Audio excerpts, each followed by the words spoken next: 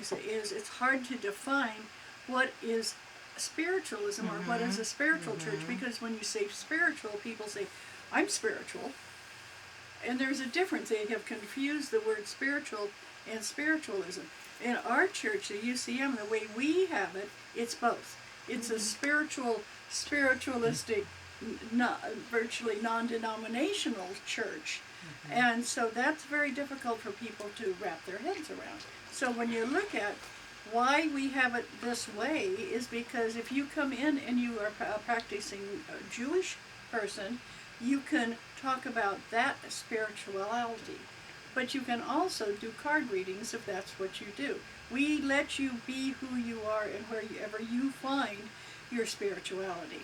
So in saying that, and are you going along with this? Absolutely. If anything you don't agree with either of you, any of you, please mention it. Well, it's always more interesting to see the real person instead of the public persona that they have to put on to get along. Right, right. So I'm going to read you something. It says, spiritualism, according to the records, originated March 31st, 1848. Spiritualism is used as a term in philosophy to indicate the opposite of materialism. Sir Conan Doyle said, spiritualism is a religion for those who find themselves outside of all religions' belief. There are many different religious organizations now who embrace the belief of spiritualism. The history of modern spiritualism is so lengthy it would require numerous pages here to talk about all of it. But start looking at what is that spiritualism and what does it mean to you and how do you work with it in your world. And many of you have attended our church, the Center for Creative Living, and you realize that we feel it embraces everyone. And somebody said, well, you have to be specific. No, I don't think God specifically loves one person over another because of their belief.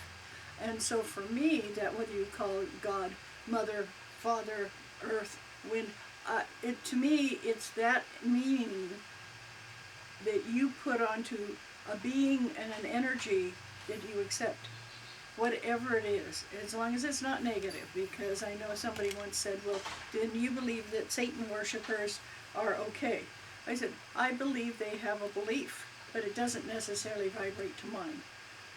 Okay, I don't make them wrong. It just it's not my vibration. So you can think of what you feel works for you. Because if you're interested in starting a church, as the head of a church, your beliefs are what you're going to be putting out there.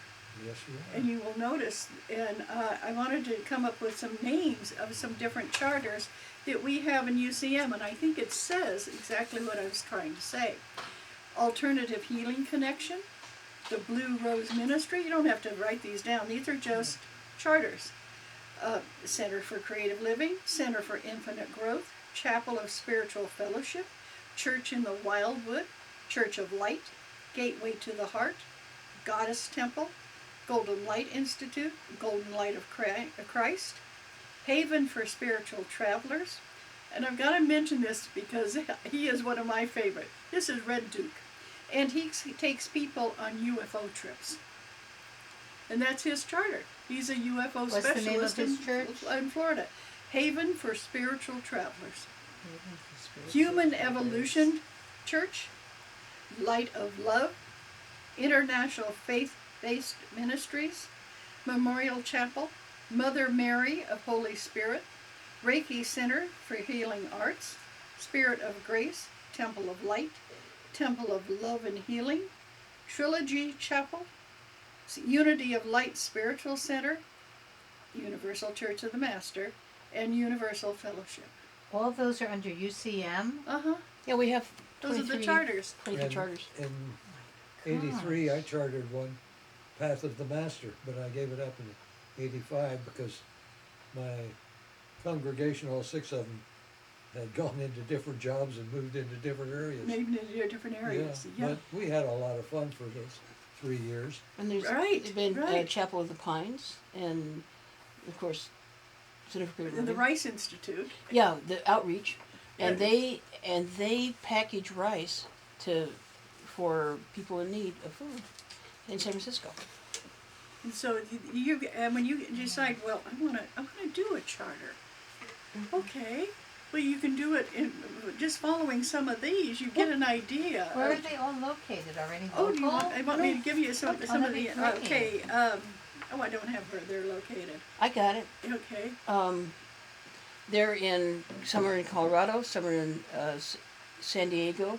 They're in New Mexico, Nevada, A Arizona, lot in Oh, Florida. I'd Florida, love to New know York. this, Yeah. because Michigan. when I'm traveling around, I'd love to Michigan. drop in Yeah. and That would be fun. As Check we're it Oh, out. traveling yeah, just let me around. know. I can get a list and I can that'd be introduce great. you and I know all of the, I know all of them.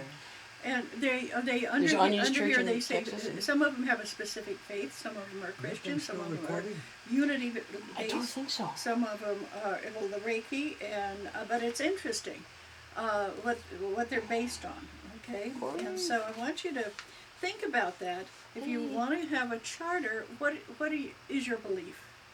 Is Do that you want it a working healing up there? ministry? Do you want it a teaching ministry? Do you want it a congregation where people get together? What kind of congregation would you like? Now, when I started out doing this, Yeah, that's still going. Yeah, it's going. when I was talking to Reverend Lynn, she asked me if I would come talk and tell you what I did before this. And I think most of you know, because you've heard me talk at the CCL, but I'll give you a little bit of idea. I got in touch with my spirit guide when I was 5, and I talked about Mahamaleo. Ma. That's okay. Mom's good. Ma. Mahamaleo. Thank you, Ma. And he's Hindu. And I didn't find out he was Hindu until 2 years ago. One day I was talking to somebody about religion, and I said, Ma, what religion are you?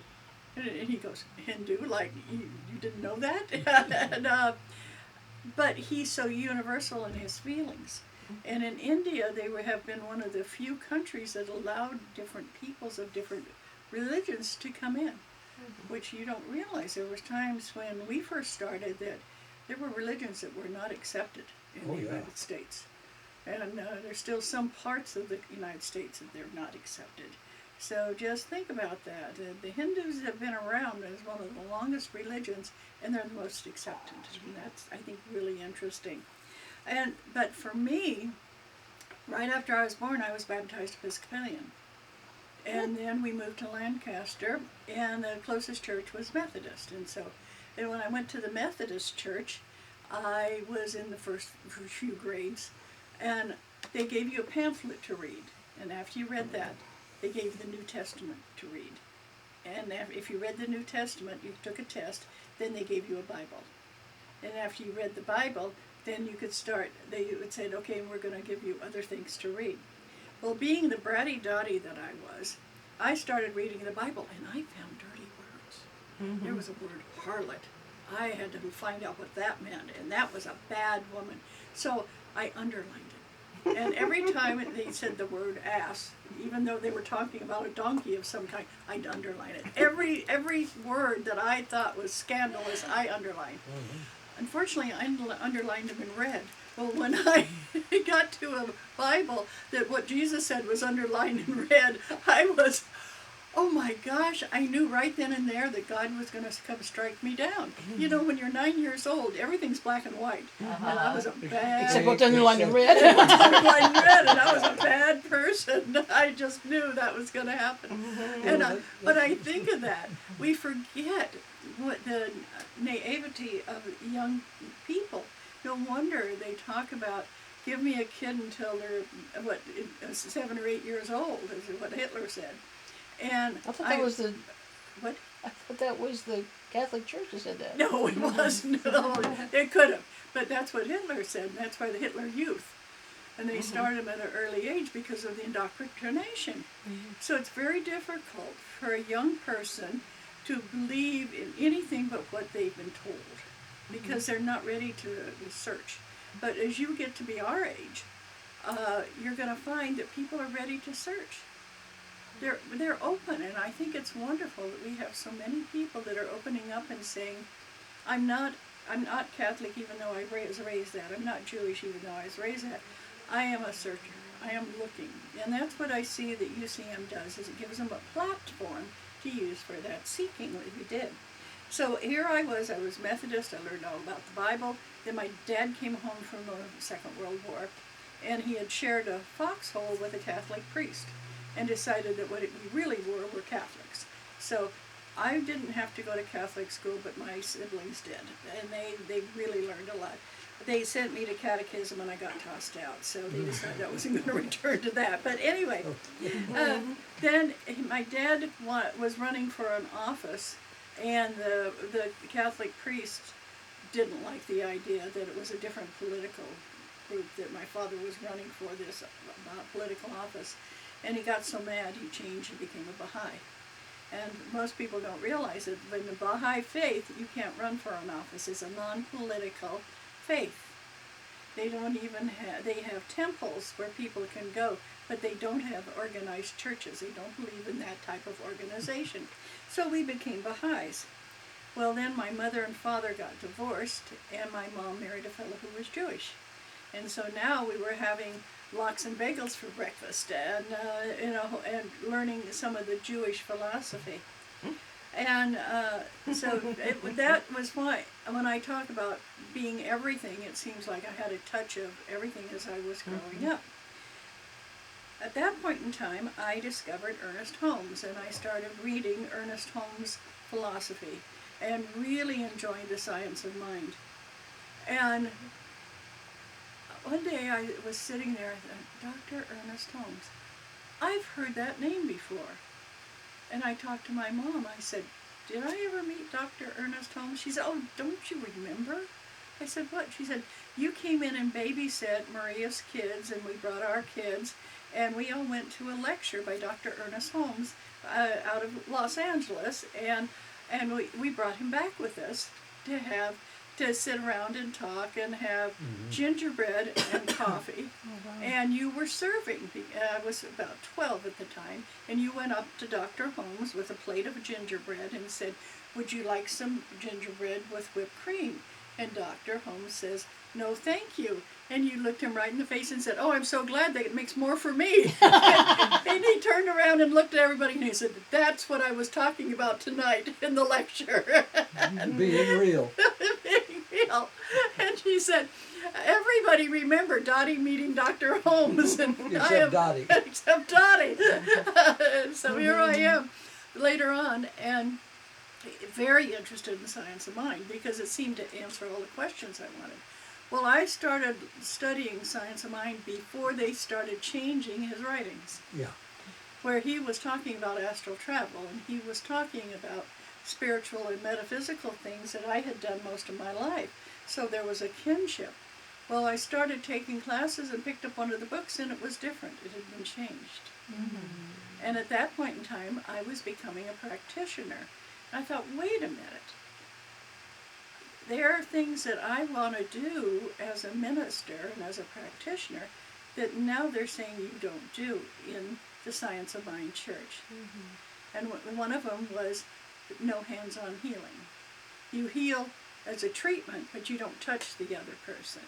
Now that might have come about with some problems with the police, or I don't know why, but they changed to that.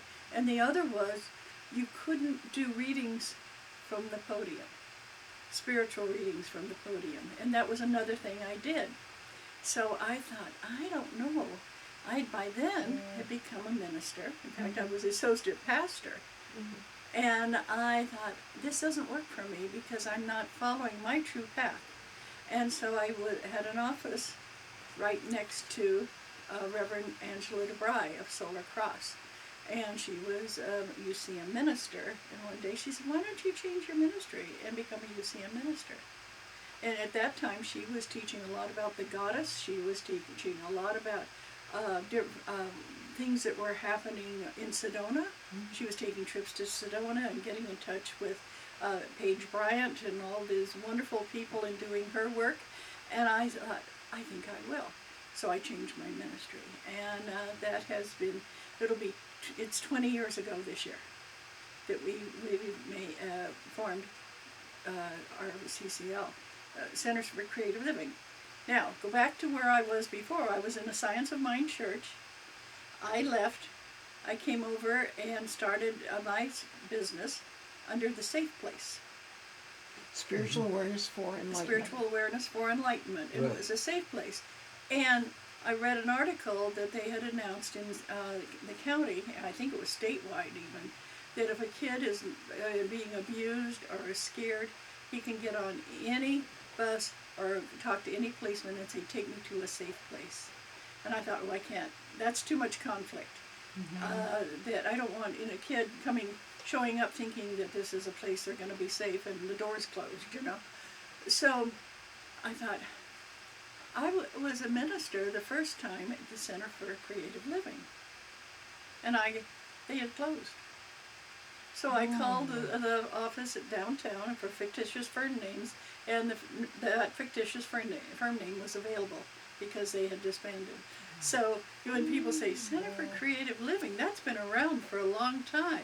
Well, for us it's been around for 20 years, but it had been around as a Science of Mind church formed by Leela Henderson, who was a very well-known minister.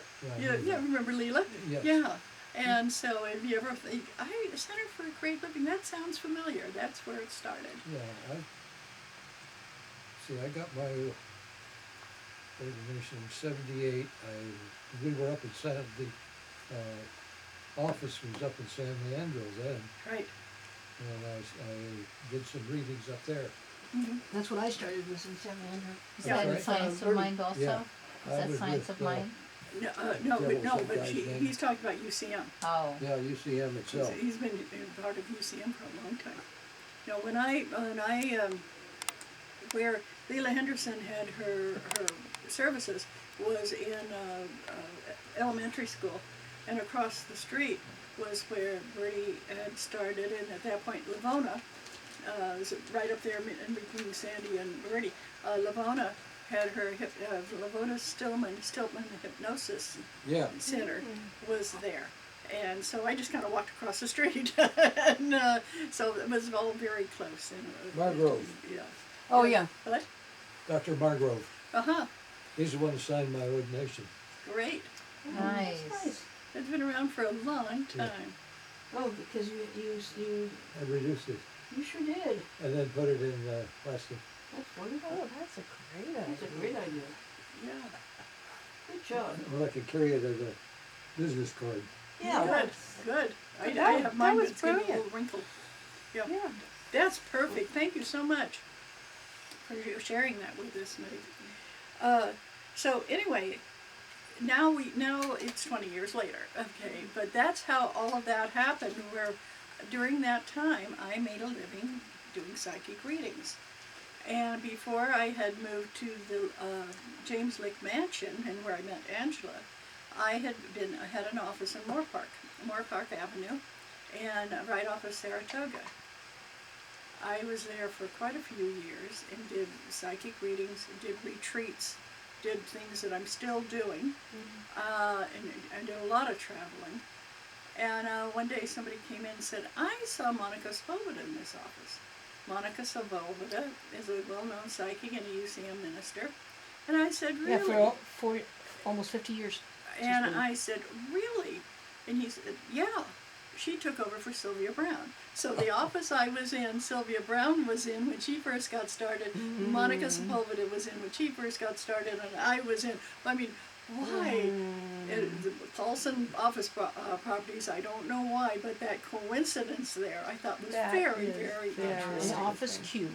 Office, oh, well, it was Well, no, it stayed Q. Because you took it with I you. took the Q with me. They had offices in there, and it had been office C. It was an office suite. An So it had office A suite. through. Yeah, and I said, well, I'd like to have the Q for Queen. Yeah. And he said, oh, and my friend Suzanne said, oh, put it on your door. So it went A, B, C, Then whatever. DQ. Yeah, and your Q. There's your Q So it's down not there. quite in alphabetical. But it was the same. It was the same office that they had been in. So I thought that was very interesting. But all the time I'm saying, I want to make sure that when I start my own church, that it's accepting of everybody. Well, here I was at the James Lick Mansion. Well, guess who had the downstairs they rented? The Center for Living with Dying. Oh. Oh, wow. Yeah. So that's where that Yeah. connection between the wonderful Reverend Dr. Janet Childs and Ronnie Grigsby and all the Yeah, I people remember that you, Ronnie out there. yeah, Through Regina, came out the first time. mm-hmm, yeah, A couple of times with Carol, but it was, her health was so bad we couldn't go. right, yeah. And what was interesting about the mansion, and still is, it's haunted. Uh-huh. And so I would talk to the spirits, and they have a little grove there that used to be a kind of a. I think they at one time were growing grapes, and then they started growing flowers over this structure, an arbor, and you could talk to fairies. And so I would have classes and say, "You want to go talk to the fairies?" And they say, "Really, they're fairies?" And I'd say, "Yeah." And we'd go out there, and I say, "Shh, no," and respect them. And they say, and they'd all just get that look. They giggle. Yes, they do. Fairies giggle. And then other times we'd be sitting there and you'd hear somebody walking up the stairs, and there Nobody there. nobody there. Well, then we So- talked to the trees, And we talked to the trees. and the cork tree was always talking smack about the other trees. I and- know the trees do talk smack.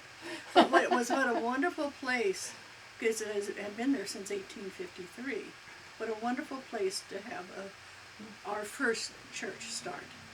And at that time, it was a Center for Infinite Growth and a CCL, and also Well, Solar Cross, because Solar the Cross. is Infinite Tom and Mary's church was over at the Masonic Temple. Yeah, but They're on Scott. sometime they would have meetings there too. So we were all, that era. Oh, for Pete's sake. I But didn't realize that was the church I went to with a friend of mine, Tom and Mary's, Church. on Scott. On Yeah. Scott, yeah. The Masonic Temple. Uh-huh. I went in there several times. Yeah, that's what it was. You were so connected. Yeah. Without knowing it. I knew Dr. Scott at the Science of Mind. Oh yeah. Oh, yeah, he was everybody great. knew And Dr. Sylvia Brown, I knew her. I went to a couple of meetings. First one, I'm sitting in the front row and she's doing readings. And she looks at me and she says, "I can't read you." And I said, "I know." And she went right on to somebody else. So we talked afterwards and she says, "Who are you?" I said, "I'm a UCM minister." "Oh," she said, "that's it," and went on. Oh, you. Okay, so remember I started out saying the newest franchise of the one that's moving the fastest has to do with tarot reading and psychic readers. Yeah. And I think what it is, it's in the rest of the country. Because our heyday was really what we're talking about, when it seemed like everyone was doing some type of reading. Like 20 years ago. Was 20 years ago, was doing some type of reading. The fairs that Eric Nee said were incredible. Oh, we'd have At one time, 50 people in our one time I classes. did a class on getting in touch with your spirit guide, and I had 100 people. Yeah, that Wow. segment, that energy moved up north and went on up to Petaluma, and it's on further north now. Right, right, And it'll be coming back pretty quick. right. And so this is a time to have a spiritualist church. Oh, come on. And this is a time to have a charter, because there's so much happening. Notice that It's got Reiki the is sleep getting set very in. popular again. Sleep timer. Well, no, Corey's been. Corey turns it off or something. Okay. When and as you all know, when I took Reiki, I took from Mrs. Takata, and that was up at Beth Gray's and we had Woodside, and Mrs. Takata was coming over from Hawaii and spending a month teaching people Reiki. No one had ever heard of it before. Mm-hmm. It was very expensive. Mm-hmm. You know, it was $100. And for your basic Reiki training, she had Reiki, and then she had Master. There wasn't anything in between. Mm. And to become a Reiki Master, it took a year Mhm. and a lot of intense work and study. But your basic, she taught you in a month, and Check the it was popcorn. very, very interesting. And she was a delightful little Japanese lady. Corky talks about when she was taking Reiki, that they would say, Well, we had a potluck, Uh-huh. and Mrs. Takata was there, and so she gave a little introduction, before we started the, prayer and stuff, and she said, I know this will be wonderful food because it's made with Reiki hands. and so every time I think of that, about what a wonderful thing to say when you're a guest at a place to have food. Probably a potluck. If I know our group, it's probably a potluck. So now, why would you want to have a charter? Well, I'm going to pass out one of these to everybody. If Tamara, if you could pass out one. This is kind of what I've been talking about. And this is what you all know. This is what we do at CCL. This is how we... Sorry, my fingers wouldn't work. Okay, it's kind of stiff paper. Yeah. That's and this is just for you to take home, because I talk about CCL in case there was anybody here that had never been there before. Okay. Now I'm also going to pass out something that's called "Why Don't You Have a UCM Charter?" Because to me, this is one of the greatest things that you can do, is to actually have a charter. And it is so easy once you become ordained. You know, so many people think that if you're going to have a church, you have to start big. It's only a couple $100 to start a charter. It's not that hard. It's $200 to get. Well, a it's charter. $200 a year, but theoretically, you know, you will be making the money in the church. And what you do is you decide, there again, when I read the list of people who have charters, you decide, what kind of charter do I want? What do I want to do? What do I feel that we need right now? For me, I think it's peace, love, and understanding of all. And you might say, but they need to do healing, like with our wonderful Reverend Donna here, who does Reiki. They do healing. When you were talking about astrology, there are so many wonderful areas of the metaphysical realm that people don't know anything about, but they have such a connection with who we are. Mm-hmm. And you could do like Solar Cross. Well, it was started out as this was Solar Cross, the New Beginning, because when they started out Solar Cross, it was all about astrology. It was an astrological church. Okay, and that's why they would travel all around to be able to see where the stars were, where what was happening, that type of thing, and learn from it and talk about the importance of knowing what's coming up based on the planetary systems. So there are so many like that. Now with Smitty, I always want to call you Keith. With Smitty, fine, that's my name. he has people that he knows that are interested in learning all of the vast repertoire you have about religion and about people getting along and enjoying each other and doing it themselves, so that people could come to your church and you could help them find their path without telling them exactly what they have to do. Help encouraging them to make choices so that they can move forward. Because we're finding there's so many people these days who are totally confused about who they are. You know, it's causing a mental, I want to say decay, because they keep thinking, I ought to be as good as this person, or as good as this person, or I should be doing this. I hear every day, I have people come in for a reading, they say, I'm 45 and I don't know who I am. I said, you're 45 and you're Barbara. Well, yeah, but I have to be more than that. Mm-hmm. Well, what does that mean? Mm-hmm. Well, I need to find myself, but you're not lost. You're a child of God. You're looking out there and you should be looking in here. Yeah, exactly, and that's what Keith does, is he helps people look in here. And so, when you think of that, you think, okay, if I was to have how would I start a charter? You talk to people and say, why don't we get together and read the Bible, or why don't we get together and learn astrology, or why don't we get together and do Reiki, or why don't we get together and find out what I need to do to advance myself in life? And you set up, and I mentioned the Church of the Chocolate Chip Cookie, and that's what I did with these young people I was fostered. I was fostering teenagers, and these kids always were, their parents were always telling them they were no good, they never did anything right. So we made cookies every Wednesday night, and what we do is all gather in the kitchen, and we'd all say a short prayer that we pray to God that these cookies turn out right virtually, you know, and everybody had an ingredient. And they had to make sure that the flour was sifted, and they had to make sure that there wasn't too much salt. And then we baked the cookies, and while we were baking the cookies, I talk about how important it was that the ingredient that they put in. You know, some days I talk about how the eggs were really important, or the flour was really important, or the salt, how good the salt was to make it good. And then the chocolate chips. We wanted to get the really best chocolate chips at that time to put in there.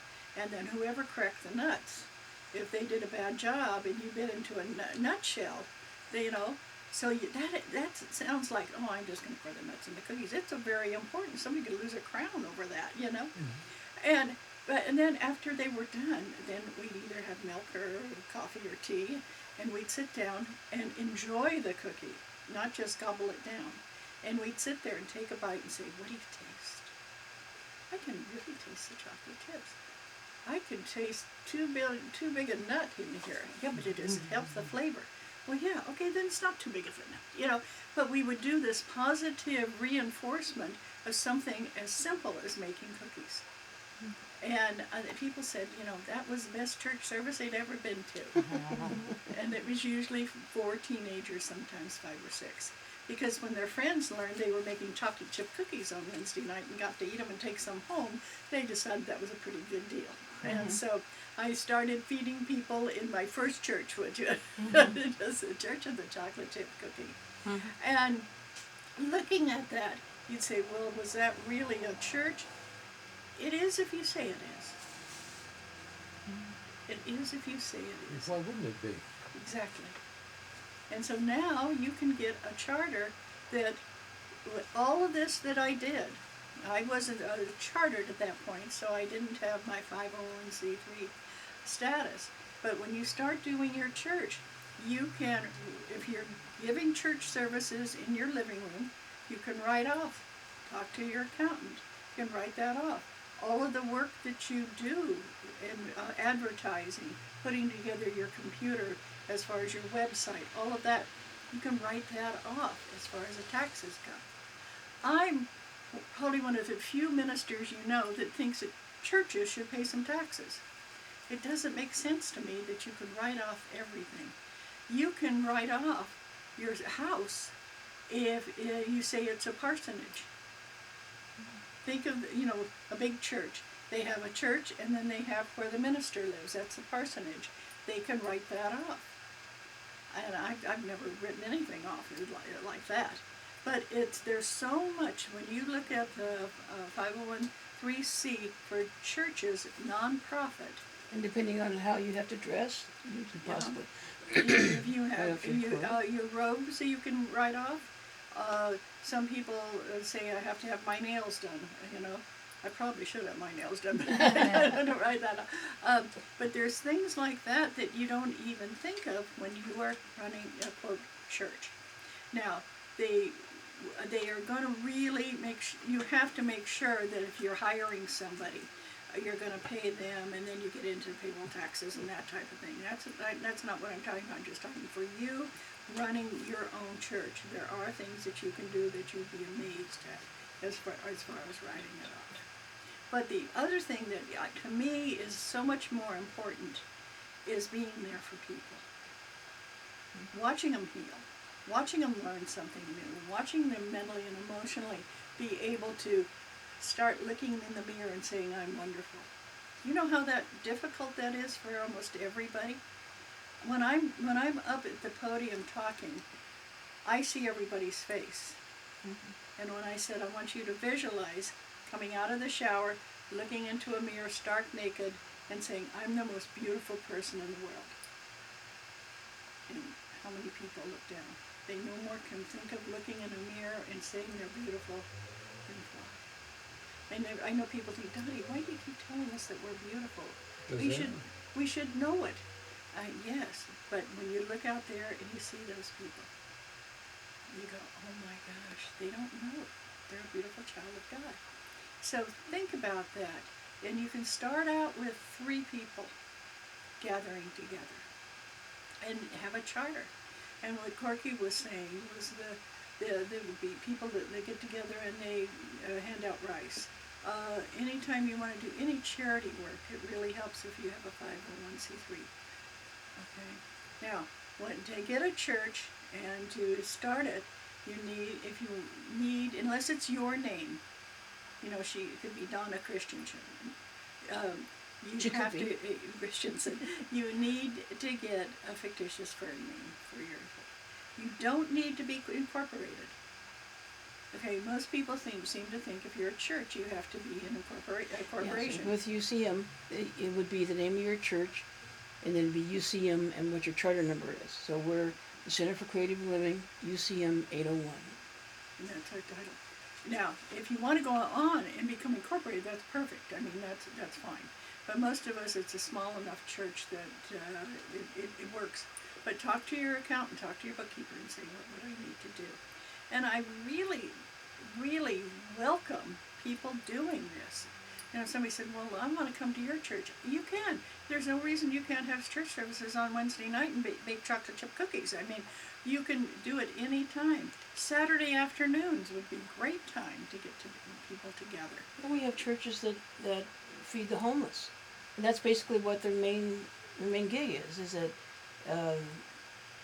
they make food and they organize people to go out and serve food. Yeah. There's so many different things that you can do with a church the goddess temple was kind of interesting. It was up in the hills, and they were doing all sorts of dancing and all sorts of wonderful things in honor of the goddess.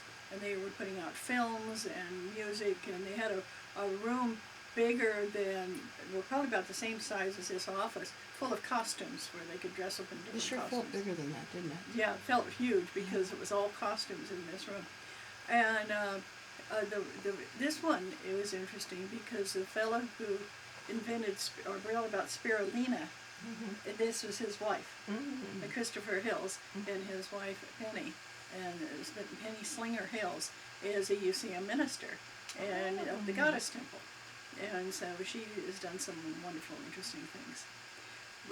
When you look at people who have been UCM ministers and quite often are no longer here, but Kenny Kingston was a very well-known psychic to the stars, and he was a UCM minister. Oh. And Mrs. Takata was a UCM minister. And Mrs. Takata was a UCM minister. Oh, wow. Yeah, there's people who found that UCM gave them what they needed as far as who they were. And you'll find these are very peaceful, very loving folks. I know you met Gary Springfield at the conference, and what a delightful man. And he's been a UCM minister for years. And you're going to find that there's people all over the country who are UCM ministers, and they have just that same energy. Marcia Craven does fantastic work, and she's a healer, and has a group in Arizona. Am I right? I think so.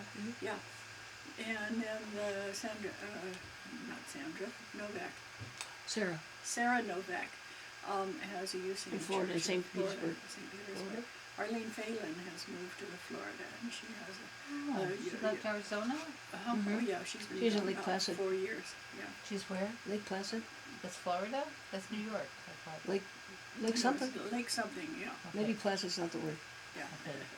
But you look at these people and you go, wow.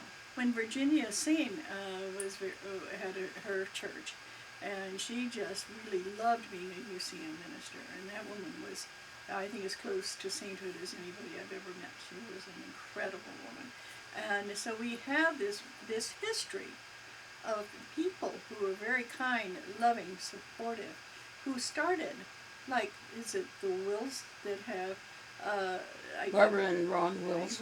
And they have a group. They're the Blue Rose Ministry. Blue Rose Ministry. And they have a small group that gets together, about 6-7 people, in their living room, and this is their church, and they've had a charter for years. And they speak at different churches. They travel around. Where do we find where all the UCM ministers are? Are they on our list? Yeah. In that, on the UCM Yes. website? Right.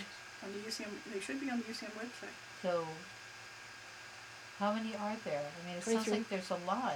23. 23 charters? Mm-hmm. And the ministers themselves. Where is there a list of the ministers, the UCM ministers? It should be on that list. Okay. Yeah. Yeah. Okay. So you can find out where they are, what they do, and it's very interesting. They're so diverse, you know, and their backgrounds come from everywhere. And so when you start looking at, oh well, I've never thought of being. Yeah, we have one gal that's in in somewhere in like Orange County, I believe, and she uses her ministry because she administers at crime scenes, and so she always has to have her card embossed with our, you know, so to make it official, so that she can show it at the crime scene or at, you know, at the crime scene, and go and do what she does. It's interesting, isn't it? Oh, yeah. There's all kinds of people do all kinds of things. Some people administer to animals. Some people administer. Just everybody has their story. We did have a church that met in a bowling alley down in the, you know, in the when the cafeteria part was closed. You know. Yeah, but they said it always smelled like popcorn. Or was that the group that met in the theater? The theater, The yeah. theater. She said every time they went in, the theater was closed, you know, but it always smelled like popcorn, and they always made her thirsty when she had church. Because that's the biggest thing of people when it starts growing. Well, where do we have our church? And like we were talking about the Masonic Temple, and there's various places you can get that aren't real expensive. But the problem with the Masonic Temple, you need to haul in your chairs. Mm-hmm. You need to, you know, if you have something with tables, you need to haul in your tables and chairs. Clyde used to do that for CIG. He was the one that always hauled in and set up the chairs. I mean, We spent years doing that. Yeah. That's for sure. and there's so we're lucky that we have CCL, that we have a big enough sanctuary that one point we had a memorial, and I counted, we had 125 people there. Wow. But do you know why we could put 125 there? Because you can seat more people in a funeral or a memorial than you can at a wedding. Because people don't mind sitting real close to each other if they're in grief. But if they're there to be, express themselves and happy, they don't want somebody right next to them. Isn't that interesting? It's like their aura shrinks. Yes, it And does. it allows them, to put more people in there. And I know because we used every chair we had, so I know it was right at 125. And that was for Chris Call's, Reverend Chris Call's memorial. And she was a healer. So when you think of that, anybody who decides they want to start their ministry, they can, either rent space or use space where we are. But that's not what other folks have in little tiny towns. Some people, there's a ministry group that meets in a firehouse. I mean, there's people who meet, somebody here used to meet in the back of Harry's. They meet in the back. I mean, it's wherever you can find a place where there's enough chairs. It's always nice if you can meet outside, but the weather does change, so you want to try. But you don't have to worry about where you're going to meet until you start having enough people that you need to figure out where you're going to put them. So many people do that. They start worrying about, well, the place isn't going to be big enough. Don't worry about what it isn't. Be glad for what it is. It's your house. It's comfortable. People can come and meet there, and it feels really comfy to be in somebody's home and be accepted. And that's what I was saying is you can start a charter in your home, local community center, offices, fraternal halls, the Elks, the Moose, the Kiwanis, and some schools will let you use their premises and for a small fee. You don't you don't need to get out and buy a church. And now, But it would be fun. yeah, it would be fun. But so when you start, reach out to friends, or reach out to people that you've met at an organization. For instance, Joan Stutz, she goes to you just lost Toastmasters. Toastmasters. Thank you. what a great way to meet people and say, oh, why don't we get together at my house and talk about, whatever you want to. So you can start looking at, but you can meet people at a dog park or a gym or, any place and start talking about the latest metaphysical book you've read or the spiritual event that you've gone to. And you'll find that the people are interested. Everybody I talk to when I'm doing readings is lonely these days. They say, well, I want to meet a group, but where do you meet a group? I said, go to church. Oh, I don't like church. And I said, why not? Well, they're always telling me what to do. I said, come on Sunday, and I'm not going to tell you what to do, except maybe pick up a chair. Find a church that you feel comfortable with, and there's plenty of them. And I was surprised. I didn't realize, because I haven't gone to anybody else's church for a long time, that some churches you have to have a membership to, and the membership is expensive. And I thought, wow. One gal said, yeah, it's $100 a month to join. Whoa. Be a member in the church. And then you have to tithe too? No, that's your tithe. Oh, your okay. membership is also your tithing. Yeah. So I know you write it Emil off used to your say, taxes. why don't you guys charge? Why don't you get a membership? It's like, we don't want to do that. We want people to feel free to come and go. Yeah. And come and stay or go or whatever. Yeah. And so you want to think, and there are some people who make loads of money, and you see them every Sunday on television and making money and having churches.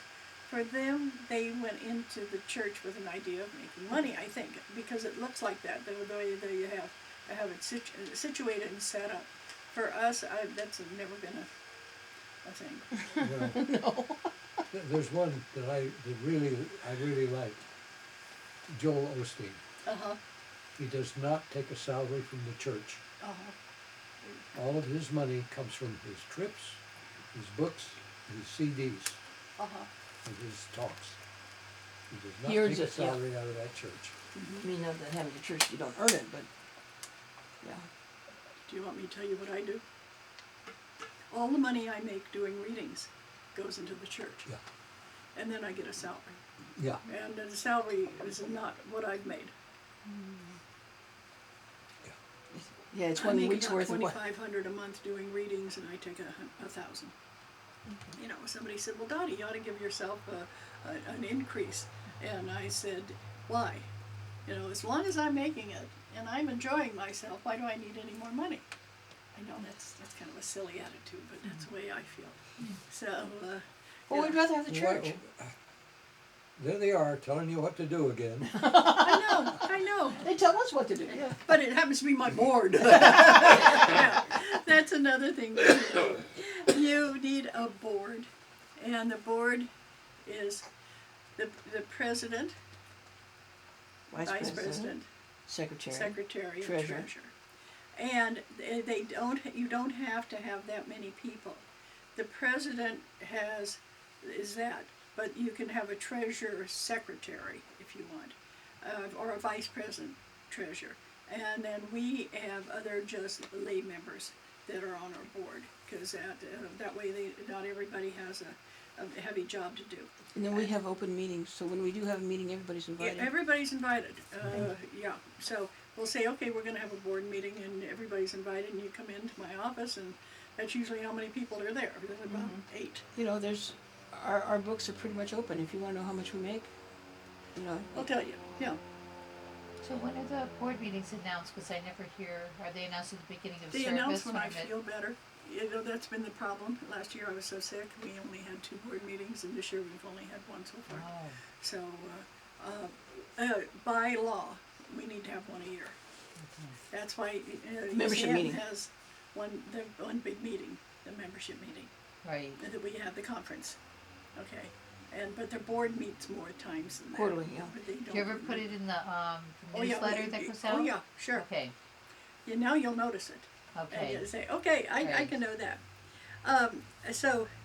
But most of all, when you want to become a minister, act ministerial. Yeah. That's kind of difficult sometimes. I have one person that just seems to push my buttons constantly. And have you ever had that in your life? You have Yes. a person that just, every time they say something, you feel like you want to strangle her scrawny little neck. And what I do is I smile and say, "Good morning, and how are you?" Because Practice. this person is coming to get something they need, and who am I to deprive them of that? But as the head of a church, we had 2 incidences of people feeling like they were being physically attacked or sexually attacked. And that is something that you go up to the perpetrator, and say, "Excuse me, but I've had some complaints about your behavior." No hugging. And they go, "But I was just being friendly." No, you don't hug people unless you ask them. And And you don't hug them unless they say you can Yeah. do it. Well, and because it is really inappropriate to some people who are going through sexual abuse. And somebody comes up and goes, "Hey, honey, no, that just doesn't work." And one time it was a male, and it wasn't him, it was a female. So it's just, you have to be really careful. When you're telling people this is a safe place to be, make it a safe place. Okay? And so, and you might think, "Oh, that's not appropriate for you." Then work from that. How would it make you feel if somebody did that? Okay, and we have had a few people that had to leave the church only because they were being inappropriate. Okay. Now, if you're going to be talking about politics, take it outside. You're going to hear me with this all the time, and I'll say, "Well, you say it's because you're a nonprofit. Other nonprofits talk about politics." Yeah, but that's not mine. You know, I can't see people bringing in a political idea and making other people have to sit there and listen to it during church. Right. You can talk about it outside. And now I've said, if you want to talk about politics, go in the community room, and we'll just keep this the sanctuary sacred.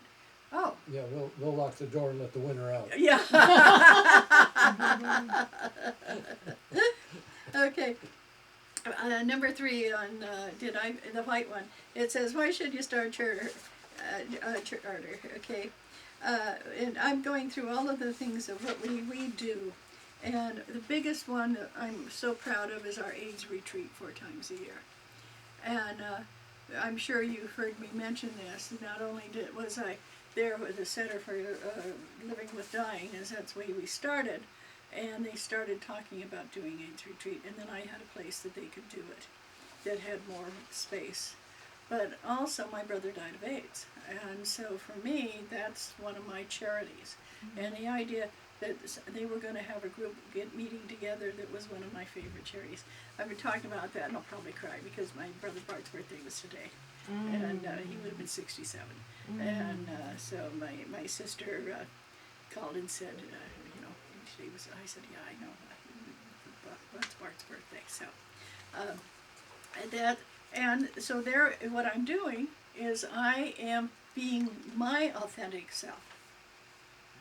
Okay. And we have quite a few people who will say, "I'm HIV positive." And every time they do that at church, I go, "Yay, another person who feels comfortable and loved enough that they can say this." Because I don't know where you were in the 80s, but it was so horrible. My brother, being a chiropractor in San Francisco, was losing 100 people a week. His patients. And then he passed. I mean, you can't even believe, having been in a war-torn country, and you can imagine when it was going on, when people were getting killed. Well, this was like that. There was a war going on, and our government at that point in time didn't believe it was a war, and then we finally got it turned around. But for me, that was a time for me to stand up and say, "Yeah, you can use our place for what you're looking for." So, what would, now that I've been talking on and on about this, what would be, if you were going to start a church, Smitty, what name would reflect what you were doing? I had one, and it was called Path of the Master. That sounds wonderful. And now, is this one master or many masters? They're all masters. Thank you. It's exactly what I say when people say it's Universal Church of the Master. And they say, "Are you talking about Jesus?" I said, "I'm talking about all the masters." Yeah. Yeah. I had a group that were coming in once a week. And we were literally going through the well, the Huna books, like we're doing now, with Dorothy and Tamara and several other people. They advanced and went on their own way, Uh-huh. but after that, I just let the charter lapse because I didn't feel like continuing on at the time. I was having some problem, well, taking care of Carol and all that. And right now, I have a study group, but that's what we are as a study group. I'm teaching Secret Science at Work by Max Freedom Long. That book changed my life, Yep, literally. it's important stuff, all right. So, Changed I feel comfortable just, changed Hawaii too. yeah, it did. Yeah. And, but I feel comfortable just with the study group because we study a lot of stuff besides that because it's the basis of practically everything. And now there is a name to write down, Max Freedom Long, if you haven't read anything that And We're in a they're- study group. you're in the study group. Yeah. Donna and Tamara are in the study group. Oh, great. You made a mistake. You said Dorothy. When you Dottie. said Tamara, and I did. Thank you. Yeah. Yeah. Donna. It's Donna. Donna, yeah. But that is so wonderful because these small groups is where you get to learn things and you get to use your voice and talk about it. Well, we find that interaction enhances education. Mm-hmm. Doing it on your own is very slow and tedious. And we meet twice a month on the first and third Fridays. Good. But the interaction, the energy is what makes the difference. Sure does. And I found that in the Air Force in the classes because I had to go all over the world to teach. So I never knew who was going to be in my class next or where they were from. I've had people from literally every country in the world in my class. You want to talk about differences in backgrounds and differences in methods of learning? Oh man. Yes. And that's one of the things you notice at CCL.